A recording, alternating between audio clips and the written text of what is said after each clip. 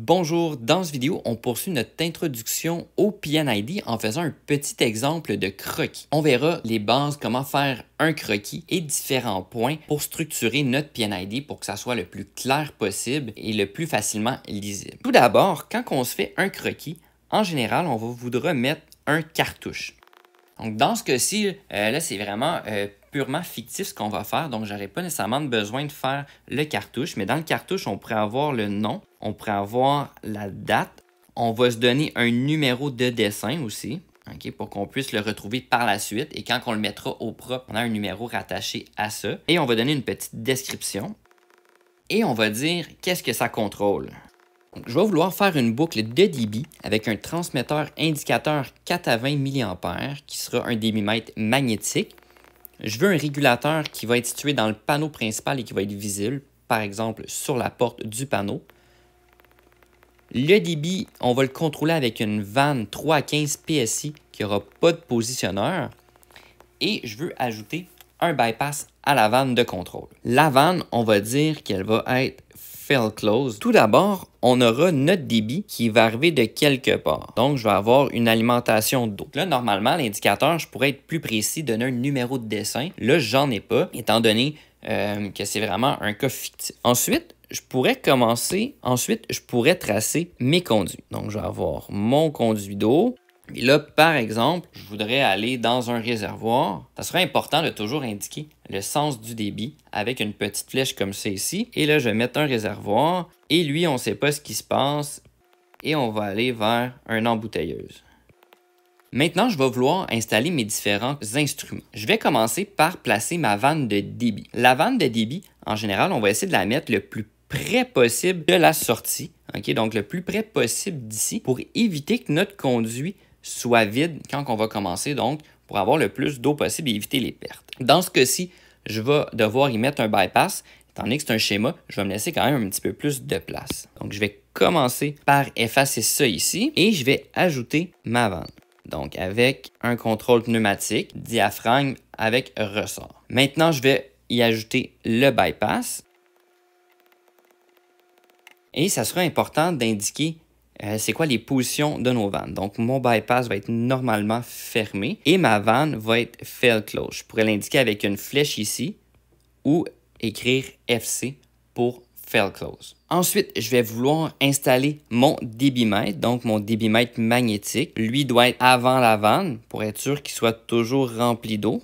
Donc, mon élément de débit qui est mon débitmètre magnétique. Pour des raisons de clarté, je vais mettre mes instruments en rouge. Donc, ça va être beaucoup plus facile de les retrouver. Donc, je vais commencer par ma vanne de contrôle. Donc, FV01. Je n'avais pas mentionné, là, mais ici, je vais dire que c'est la boucle 01. Ensuite, je vais avoir mon FIT01. Donc, on se souvient qu'on a un transmetteur indicateur. Si vous remarquez comme il faut, j'essaie de mettre mes symboles sur la même ligne, donc le plus droit possible pour que ce soit le plus beau et le plus facile à lire possible. Ensuite, je vais ajouter mon contrôleur. Donc, encore une fois, j'essaie de l'aligner. Mon FC01. Il est sur le panneau et visible. Donc, je vais utiliser ce symbole-ci. Et maintenant, si je trace mes signaux, mon FIT envoie un signal 4 à 20 mA à mon contrôleur. Donc, je vais faire une petite flèche comme ça ici. Mon FC, lui, va sortir un signal 4 à 20 mA. Par contre, si on remarque comme il faut, notre vanne, elle est 3 à 15 PSI. Donc, je vais avoir besoin d'un signal pneumatique. Donc là, je vais avoir besoin d'un élément qui va convertir mon courant en pression.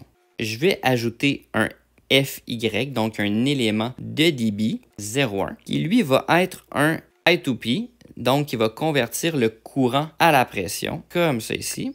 Et j'ajoute mes flèches de direction des signaux. Là, si on vérifie qu'on a tous nos éléments. Premièrement, j'ai besoin d'un transmetteur indicateur magnétique qui envoie du signal 4 à 20 mA. Donc, un FIT. Transmetteur indique le débit. Mon débitmètre est magnétique. Et j'envoie un signal 4 à 20 mA à mon régulateur. Mon régulateur se trouve dans le panneau principal et il est visible, donc le FC. Panneau principal visible grâce à ce symbole-ci. C'est parfait. Ma vanne FV01 fonctionne avec du 3 à 15 PSI, donc un signal pneumatique. Ça, c'est validé. Sans positionneur, donc j'ai pas mis de positionneur sur ma tige.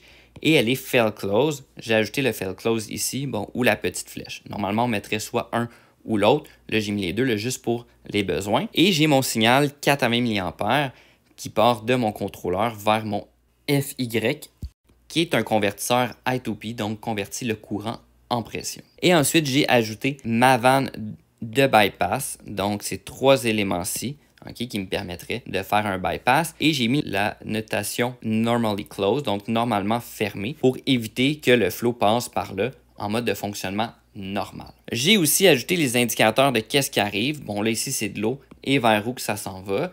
Pour un cas fictif comme ça n'aurait pas été nécessaire, mais je les ai quand même ajoutés juste pour bonne pratique. Et puis un petit peu plus bas aussi, j'ai mon cartouche qui me permettrait de donner des détails sur mon dessin. Bon, là, je ne l'ai pas vraiment rempli. C'était surtout à titre d'exemple. Maintenant, j'aimerais attirer votre attention sur certains points qui rendent le dessin le plus clair possible. Premièrement, mes éléments sont tous alignés, soit horizontalement ou verticalement, pour éviter d'avoir des lignes en diagonale. Aussi, vous remarquerez là, que je n'ai pas mis des lignes là, en 45 comme ça, sont toutes vraiment sur le plan horizontal ou vertical, donc avec des angles de 90 degrés. Aussi, en faisant mes signaux, au lieu de faire un signal qui tourne à 90 degrés comme ça, j'ai essayé d'éviter ça en le rentrant dans mon élément et en sortant de l'autre côté, comme ça ici. Naturellement, dans certains dessins, on n'aura pas le choix de faire ce genre de pattern-là ou ce genre de tracé-là, mais si on est capable de l'éviter, on essaie autant que possible.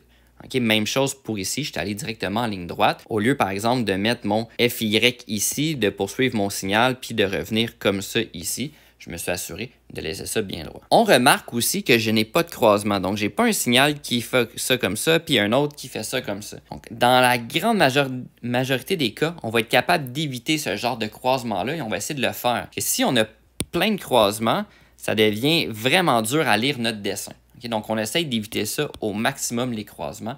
Ici, il n'y en a pas. C'est parfait. Autre chose, j'ai mis mes éléments du même côté du procédé. Donc, je ne me suis pas amusé à mettre mon FIT ici juste pour le fun, puis après ça, croiser de l'autre côté. J'ai tout mis mes éléments du même côté pour que ce soit bien clair. Tout ça, c'est des petits détails qui vont vous aider à faire un bon croquis ou un bon schéma PNID.